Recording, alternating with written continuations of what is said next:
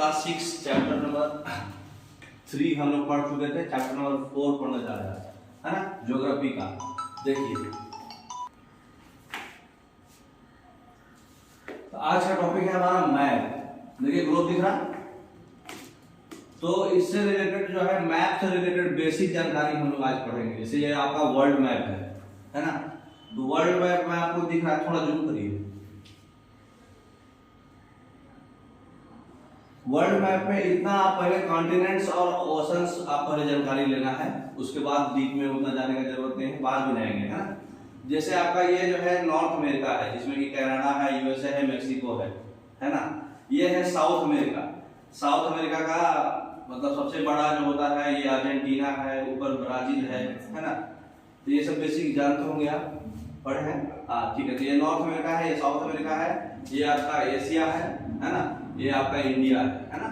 India का neighbouring countries कौन कौन है आपका? नेपाल है, बांग्लादेश है, चाइना है, म्यांमार है, भूटान है, पाकिस्तान, अफगानिस्तान है। टोटल 8 कंट्री है ना। फिर इधर ये आपका कॉन्टिनेंट ऑस्ट्रेलिया है, ये अफ्रीका है और ये आपका यूरोप है। तो 7 कॉन्टिनेंट्स है। और आपका ओशंस में आपका देखिए इंडिया के नीचे वाला ये इंडियन ओशन है, ये जो है आपका अटलांटिक ओशन है ऊपर में, है ना। पैसिफिक ओशन है नॉर्थ का और साउथ का, है ना। तो इसमें आपको बेसिक जानकारी में खाली ये जानकारी रखना है कि इसका थोड़ा क्लैरिटी बढ़ाइए उसमें से। तो इसमें आपको ये जानकारी रखना है कि जो ट्रॉपिक ऑफ कैंसर है और इक्वेटर है किस किस कॉन्टिनेंट से पास होके जाता है, ठीक है। तो इक्वेटर जो है आपका ये है ट्रॉपिक ऑफ कैंसर, ठीक है। ये है आपका इक्वेटर, ये है ट्रॉपिक ऑफ कैप्रिकॉर्न, ठीक है। तो अफ्रीका ऐसा कॉन्टिनेंट है जिससे तीनों पास होता है, ट्रॉपिक ऑफ कैंसर, इक्वेटर और ट्रॉपिक ऑफ कैप्रिकॉर्न, तीनों पास हो रहा है अफ्रीका से, ठीक है। अच्छा, उसके बाद जो है इक्वेटर जो है आपको कौन से कॉन्टिनेंट पास करता है? इक्वेटर जो है आपका साउथ अमेरिका, अफ्रीका और इधर जो है थोड़ा सा एशिया का पार्ट, है ना, नीचे वाला साउथ एशियन वाला, एशियान, है ना। उसके बाद जो है ट्रॉपिक ऑफ कैंसर जो है आपका नॉर्थ अमेरिका, अफ्रीका और एशिया से पास होता है, ठीक है। एशिया में इंडिया आता है ना, ठीक है। और उसके बाद ट्रॉपिक ऑफ कैप्रिकॉर्न आपका साउथ अमेरिका, अफ्रीका और ऑस्ट्रेलिया को टच करते हुए जाता है ना। तो ये सब बेसिक क्वेश्चन इससे आएगा, तो ये आपको ये सब ध्यान देना है, ठीक है। कितने कॉन्टिनेंट से पास करता है, इंडिया में कितने से, है ना। तो मैप क्या है? मैप हम कहाँ पे इस्तेमाल करते हैं? मैप ऐसा चीज है जिससे हम जो मतलब ज्योग्राफिकल रिप्रेजेंटेशन कर लेते हैं पेपर पर, है ना, जो कि मतलब स्केल पे नहीं रहता है, बट बड़े बड़े पूरे चीज को हम एक जगह एकत्रित करके देख सकते हैं। वेयर हम लोग मैप कहाँ यूज करते हैं? जहां पर जाना कठिन है उसको हम डायरेक्ट अपने मतलब फोटोग्राफी करके पता लगा करके हम लोग डायरेक्ट यहीं से सब कुछ समझा सकते हैं।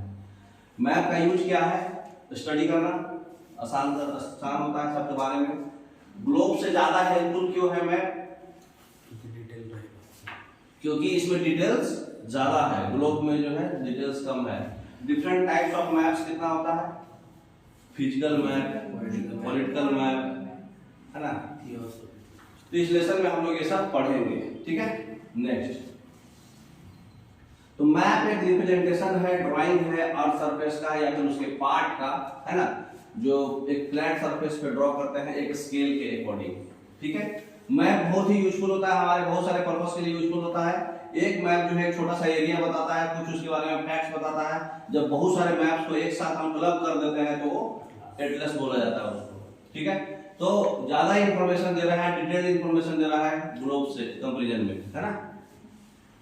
तो जो मैप का जो साइंस होता है, मैप बनाने का जो साइंस होता है उसको बोलते हैं कार्टोग्राफी। कार्टो एक फ्रेंच वर्ड है, कार्टे मतलब फ्रेंच वर्ड का मतलब ये होता है मैप, और ग्राफी मतलब ड्राइंग, है ना।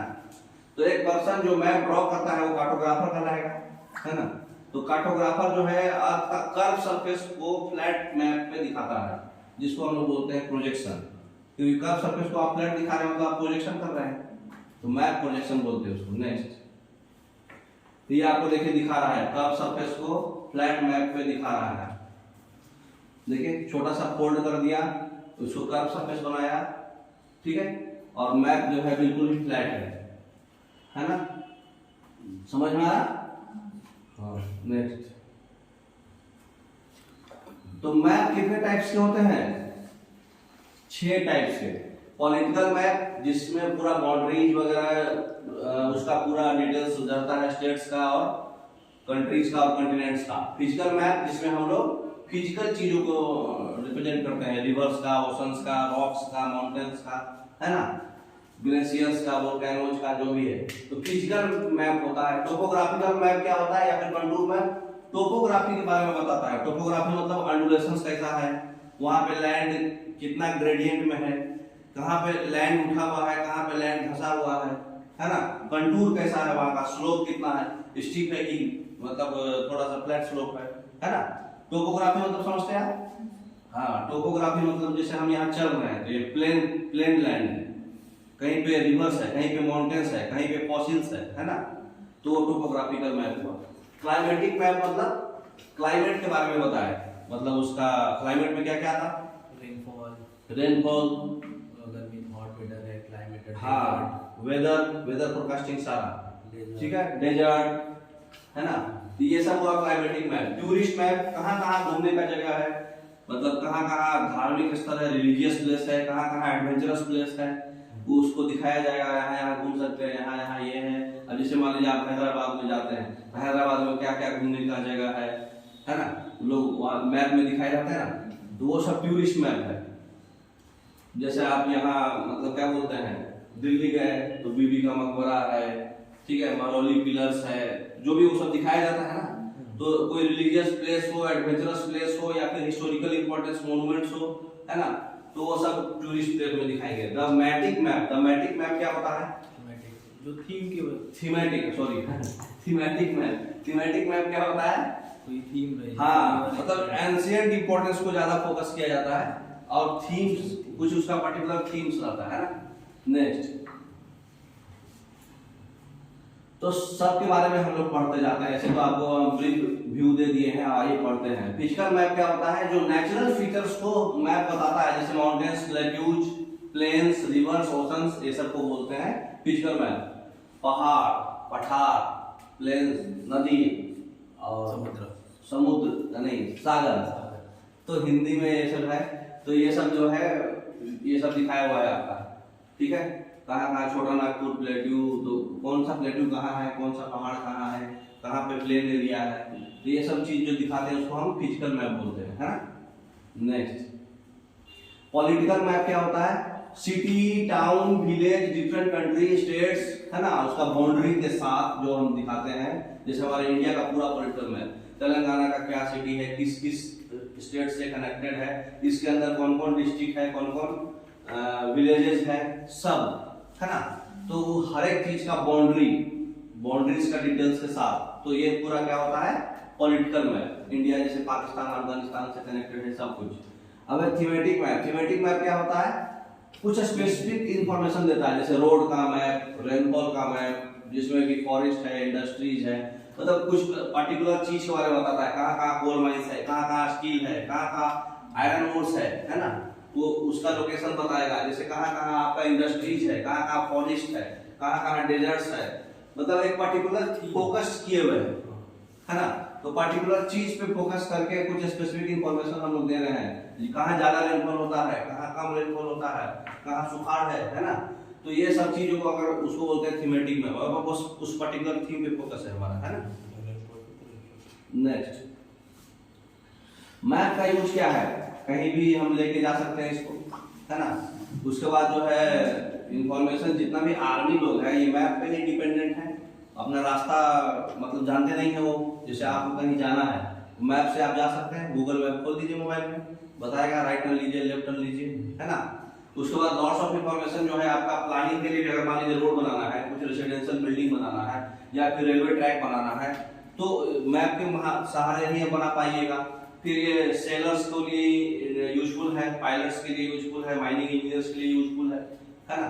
जो भी रास्ता तैयार कर रहे हैं या फिर रास्ता की ओर बढ़ रहे हैं उनके लिए यूजफुल है। नेक्स्ट, तो बताइए मैप क्या होता है? कितने, कोई भी 3 टाइप का मैप का बताइए, कौन सा मैप जो है आपका बॉडी ऑफ स्टेट होता है, मैप का यूज क्या है? जब जानते हैं आंसर पढ़े तो आंसर पता चला। मैप क्या होता है? एक रिप्रेजेंटेशन रहता है ग्लोब का, flat surface flat curve surface of the earth को फ्लैट सरफेस पे हम रिप्रेजेंट करते हैं, उसको मैप बोलते हैं। तीन type of map, physical, political, climatic, thematic, कुछ भी है ना। बाउंड्रीज ऑफ योर स्टेट का मैप का नाम बताइए, पॉलिटिकल मैप है ना। What are the uses of map? Map का यूज क्या है अभी बताएं। आर्मी लोग के लिए यूज होता है, नेविगेशन के लिए, प्लानिंग के लिए, न्यू कंस्ट्रक्शन के लिए है ना, माइनिंग इंजीनियर के लिए। तो इतना मोर देन सफिशिएंट है मैप के बारे में। अभी और भी टॉपिक बाकी है आपका। अब हमारा नया टॉपिक है कंपोनेंट्स ऑफ मैप। ठीक है, मैप में क्या क्या होता है? सबसे पहला कंपोनेंट होता है डिस्टेंस, फिर दूसरा कंपोनेंट होता है डायरेक्शन, तीसरा कंपोनेंट होता है सिंबल। ठीक है, कहने का मतलब कि आप नदी को अलग तरीके से दिखाओगे तो डिस्टेंस में उसको दिखाओगे कितना दूरी है। तो मैप एक ड्राइंग्स है जो पूरे वर्ल्ड को हम एक पेपर पे दिखा देते हैं, है? तो ये जो रिडक्शन करते हैं इस तरह से करते हैं कि जो प्लेसेस के बीच का डिस्टेंस है वो रियल दिखे। मतलब ऐसा नहीं है कि हाँ इंडिया और अफ्रीका के बीच में 500 किलोमीटर है तो यहाँ और यहाँ दिखाए, और इंडिया और अमेरिका के बीच में 1000 किलोमीटर है तो यहाँ और यहाँ दिखा दिए, उसको फिर दूर रखेंगे।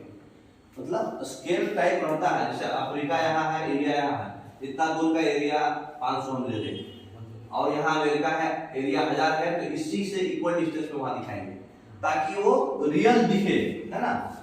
तो भले स्केल हम कम रखेंगे, तो ये पॉसिबल तभी है जब स्मॉल डिस्टेंस को पेपर को लार्ज डिस्टेंस में दिखाते हैं ग्राउंड में, मतलब ग्राउंड का लार्ज डिस्टेंस को पेपर पे स्मॉल करते हैं, है ना। स्केल अपने हिसाब से अकॉर्डिंगली, अगर छोटा चीज को बड़ा दिखाना है तो वो भी कर सकते हैं, बड़ा को छोटा भी कर सकते हैं। तो 90% टाइम हम बड़ा को छोटा ही करते हैं मैप में। नेक्स्ट, तो स्केल क्या होता है? स्केल क्या होता है? एक्चुअल डिस्टेंस जो ग्राउंड पे है और जो हम मैप पे डिस्टेंस शो किए हैं, दोनों का जो रेशियो होता है उसको बोलते हैं स्केल, या फिर रिप्रेजेंटेटिव फ्रैक्शन, RF, है ना। हाँ, एक्चुअल वाला ऊपर रहेगा, हमेशा याद रखिएगा, एक्चुअल आदमी हमेशा ऊपर रहता। तो फॉर एग्जांपल डिस्टेंस जो है आपके स्कूल और आपके घर का 50 किलोमीटर है, ठीक है। इसको अगर आप 5 सेंटीमीटर में दिखा रहे हैं मैप में, इसका मतलब कि 1 सेंटीमीटर कितना का है? 10 किलोमीटर। हाँ, तो ग्राउंड पे 1 सेंटीमीटर 10 किलोमीटर है, इसका मतलब 1 सेंटीमीटर इक्वल टू 10 किलोमीटर। इसका मतलब कि आप इससे डिस्टेंस कोई भी प्लेस पे मैप बनाइएगा तो डिस्टेंस निकालते चल जाइएगा। मैप पे जितना सेंटीमीटर पड़ेगा उतना 10 किलोमीटर बढ़ते जाएगा, है ना।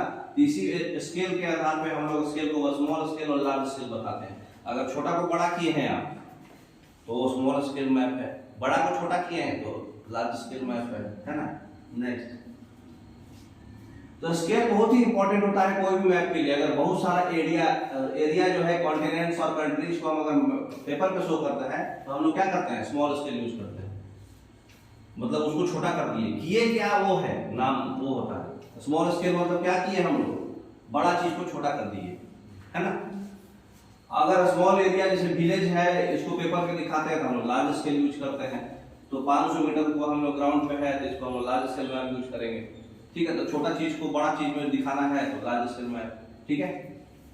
बड़ा एरिया दिखाना है तो स्मॉल स्केल मैप। तो हम लोग बताइए कौन सा मैप ज्यादा इंफॉर्मेशन देता है? स्मॉल स्केल मैप, ठीक है, गुड। अब अगला टॉपिक है हमारा डायरेक्शन। डायरेक्शन क्या होता है? मैप को पढ़ने के लिए हम लोग को डायरेक्शन का जानकारी होना बहुत जरूरी है। जितना भी मैप्स है उसमें एक एरो मार्क किया जाता है और लिखा रहता है N ऊपर की ओर राइट हैंड कॉर्नर में, ठीक है। तो ये एरो शो करता है नॉर्थ डायरेक्शन, ठीक है। ऊपर ऐसे देखे होंगे ना, नॉर्थ लिख के ऊपर की ओर एरो रहता है, तो ये N डिपोर्ट कर रहा है नॉर्थ, है ना। जब हम लोग नॉर्थ जान गए तो बाकी सब डायरेक्शन जान जाएंगे। तो नॉर्थ साउथ ईस्ट वेस्ट हम लोग जानते ही हैं, ये कार्डिनल डायरेक्शन है, total 4 cardinal direction. Other 4 intermediate direction भी होता है, नॉर्थ वेस्ट, साउथ वेस्ट, है ना, south east, south west, north west, है ना। तो ये हम लोग एक्यूरेटली ये सब इंटरमीडिएट डायरेक्शन से भी एक्यूरेटली बताएंगे, लेकिन मेनली हमको कार्डिनल डायरेक्शन पता होना चाहिए, समझ गए। सबका नाम याद रखिएगा, ये सब भी ऑब्जेक्टिव में आता है एग्जाम में। कार्डिनल डायरेक्शन और इंटरमीडिएट डायरेक्शन, तो ये नॉर्थ साउथ वेस्ट ईस्ट ये आपका कार्डिनल है, और ये जो है सेंटर बीच वाला इंटरमीडिएट डायरेक्शन है। अब है हमारा टॉपिक कंपास। कंपास क्या होता है? कंपास का जो रेड नीडल पाइवोट जो है, ये है पाइवोट और ये है पॉइंटेड नीडल। पॉइंटेड नीडल जो है हमेशा अलग कलर से रहता है, तो इसको रेड से डिनोट करते हैं, जहां जाएगा वो नॉर्थ बताएगा। ठीक है, तो ये जो है एक ऐसा इंस्ट्रूमेंट है जो हमको डायरेक्शन को पता करने के लिए किया जाता है। मैग्नेटिक नीडल हमेशा नॉर्थ साउथ में ही ऑटोमेटिक जाएगा। अंदर चुंबक लगा हुआ है मैग्नेट, वो ऐसा सेट है कि जिधर नॉर्थ होगा ऑटोमेटिक उधर चल जाएगा, क्योंकि उसका नीडल एक्चुअल में साउथ वाला उधर सेट करके रखा गया है। वो अट्रैक्ट हो जाएगा नॉर्थ की तरफ जाके, तो बता देगा नॉर्थ। ठीक है, आप पढ़े होंगे बचपन में अपोजिट पोलर्स अट्रैक्ट ईच अदर, है ना। तो मैप का 3 कंपोनेंट बताइए, क्या क्या होता है? डिस्टेंस, डायरेक्शन और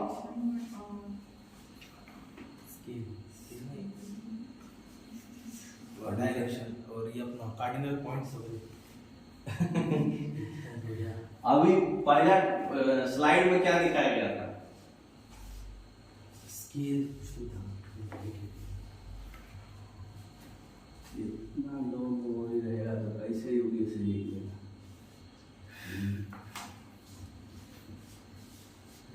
डायरेक्शन का सिंबल। हाँ, तो सब वही पूछा गया था पहला ही टॉपिक।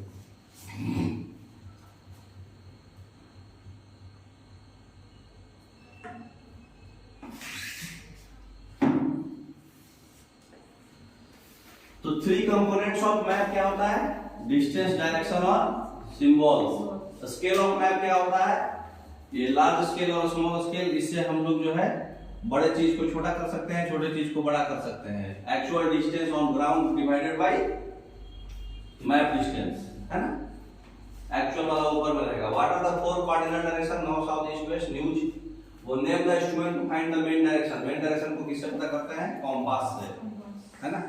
नेक्स्ट, अब एक और टॉपिक है आपका मैप का। तो तीसरा हमारा जो है कंपोनेंट्स ऑफ मैप क्या है? सिंबल। सिंबल जो है बहुत ही इंपॉर्टेंट होता है। क्यों यूज करते हैं बताइए? तो ये जो है मैप पे एक्चुअल शेप बताता है और साइज बताता है फीचर्स का। अब जैसे बिल्डिंग्स है, रोड्स है, सबको एक ही चीज से दिखाइएगा तो मालूम कैसे चलेगा कि यहाँ पर क्या दिखाया, है ना। इसलिए हर एक चीज का अलग अलग सिंबल्स यूज करते हैं। बिल्डिंग्स अलग है, रोड्स अलग है, ब्रिजेस अलग है, रेलवे लाइंस का अलग है। तो ये एक सर्टेन लेटर्स और शेड्स और कलर्स और पिक्चर्स और लाइंस, हर एक चीज का मिश्रण करके उसको बनाया जाता है, ताकि ये बहुत सारा इंफॉर्मेशन सिर्फ सिंबल से ही मालूम चल जाएगा। तो इसको बोलते हैं कन्वेंशनल सिंबल, है ना। कुछ कुछ का आपको याद रखना है, ठीक है। जैसे देखिए रेलवे लाइन को कैसे बनाते हैं? ब्रॉड गेज, मीटर गेज और रेलवे स्टेशन है, ठीक है। तो रेलवे स्टेशन को ऐसे लिख करके यहाँ RS लिख देंगे, ठीक है। मीटर गेज है तो बस ऐसे करके सिर्फ ऐसे। ब्रॉड गेज का रेलवे लाइन है तो बस ऐसे लाइन दो बीच में लाइन ट्रैक का दिखा देंगे। अभी जो हमारा ट्रैक जिस पे चलता है वो ब्रॉड गेज है। पुराने जमाने में जब चलता था, जैसे आपका कालका से शिमला घूमने जाइएगा कभी तो देखिएगा छोटू सा गाड़ी चलता है, पतला सा टॉय ट्रैक, तो वो सब मीटर गेज है ना, छोटा सा। तो मीटर गेज में कुछ भी नहीं होता, खाली 2 ट्रैक के बीच में डिस्टेंस कम बेसी रहता है। कैसा रोड होता है? 2 टाइप का रोड होता है, मेटल्ड रोड और अनमेटल्ड रोड। जो मेटल्ड होगा वो एकदम डॉटेड नहीं रहेगा, डार्क रहेगा, कंटीन्यूअस लाइंस रहेगा, और अनमेटल्ड का डॉटेड रहेगा। ये स्टैंडर्ड है, आपको याद रखना है सब, है ना। अगर कोई बाउंड्री दिखा रहा है, इंटरनेशनल बाउंड्री दिखाना है तो ऐसे लिख के बीच में डॉट देना है। स्टेट बाउंड्री दिखाना है तो इसमें 3 लिखना है, लेकिन इसमें पतला रहेगा, इंटरनेशनल बड़ा रहेगा, और डिस्ट्रिक्ट दिखाना है तो उसमें बीच में डॉट नहीं रखना है, ठीक है। उसके बाद आपका रिवर्स का दिखाना है तो ऐसे बहता हुआ, जैसे रिवर्स बहता है, बीच में रेड कलर का शेड देना है। वेल्स है तो ऐसे डॉटेड दे देना है व्हाइट कलर का। टैंक दिखाना है तो ऐसे थोड़ा सा टैंक साइड से थोड़ा सा टिल्टेड बना के और बीच में रेड कलर का दिखाना है। कैनाल दिखाना है तो 2 लाइन बना के ऊपर से नल का पाइप जैसा दिखा देना है, और ब्रिज का जो है ऐसे दिखाएंगे, है ना। टेम्पल्स दिखाना है तो कैसे दिखाएंगे? टेम्पल्स में जो है थोड़ा सा ऐसे गुंबद टाइप बनाएंगे और ऊपर ऐसे खड़ा कर देंगे। चर्च में ऊपर में एक प्लस साइन देंगे, ठीक है। मस्जिद में कैसा बनाएंगे? मॉस्क में ये ओपन रखेंगे, क्लोज नहीं करेंगे, और यहाँ पर करके ऊपर से प्लस भी देंगे तीनों में।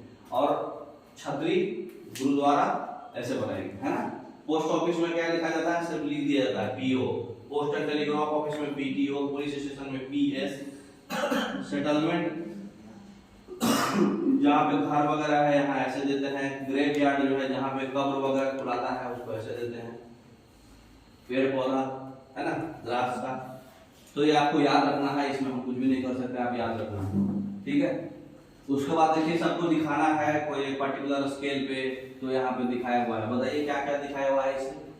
उधर नॉर्थ डायरेक्शन, हाँ नॉर्थ डायरेक्शन है आपका फाइनल पॉइंट, ठीक है। बाकी सब डिस्टेंस पर है, सिंबल पे बात हो रही है, सिंबल में बताइए क्या क्या है। ब्रिज, कहाँ ब्रिज है, देखिए ये है ब्रिज का सिंबल, और ऊपर मॉस्क, हाँ ये ओपन है, ये मॉस्क है ना, ये छतरी, हाँ छतरी है, ये टेंपल, ये ग्रास है, नहीं ग्रेवयार्ड, ग्रेवयार्ड है, ये चर्च है। तो ये सब देख के आप समझ जाना है ना, याद रहेगा तो आप समझ जाओगे ऑटोमेटिक। नदी है। तो अब है अगला टॉपिक हमारा स्केच। पीपल जितने भी लोग हैं वो पार्टिकुलर प्लेस को एक रफ ड्राइंग से बताते हैं, ताकि मतलब वो कोई भी चीज को रूट को बताने के लिए। तो उससे क्या है, लैंडमार्क्स, हमको नेम ऑफ द स्ट्रीट जानना जरूरी है। लैंडमार्क जैसे आप अपने घर का एड्रेस लिखते होंगे तो आप पूछता होगा आपका लैंडमार्क्स क्या है, रास्ते का नाम क्या है, वार्ड नंबर इतना, हाउस नंबर इतना, गली नंबर इतना, जो भी है। तो इसको इसमें लैंडमार्क्स को एक जो डायग्राम हम रफली बनाते हैं रूट बताने के लिए, उसको हम लोग बोलते हैं स्केच। उसको अगर डायग्राम में बताते हैं मतलब रफ मैप। रफ मैप वो बिना कोई स्केल में, कन्वेंशनल साइन भी नहीं है उसमें, सिंबल डायरेक्शन और डिस्टेंस भी नहीं है मतलब, तो उसको हम लोग बोलते हैं स्केच, सिर्फ लैंडमार्क्स के लिए, है ना। Next plan. प्लान क्या है, डिटेल ड्राइंग है स्मॉल एरिया का, एक छोटा सा एरिया को बड़ा स्केल में आप बता रहे हैं, है ना। जैसे एग्जांपल आप घर का इंटीरियर को बता रहे हैं, या ऑफिस बिल्डिंग के इंटीरियर को, या फिर अपने क्लासरूम के इंटीरियर को। तो लार्ज एरिया को अगर मैप बताता है, लार्ज एरिया को स्मॉल स्केल पे, प्लान डिटेल ड्राइंग को स्मॉल एरिया पर, ठीक है। तो प्लान में क्या बताता है हमारा, टॉप व्यू, ऊपर से कैसा दिख रहा हो। हेलीकॉप्टर से आप गए, सब कुछ दिखा रहा, तो ऊपर से कैसा दिखेगा, वो प्लान होता है ना। नेक्स्ट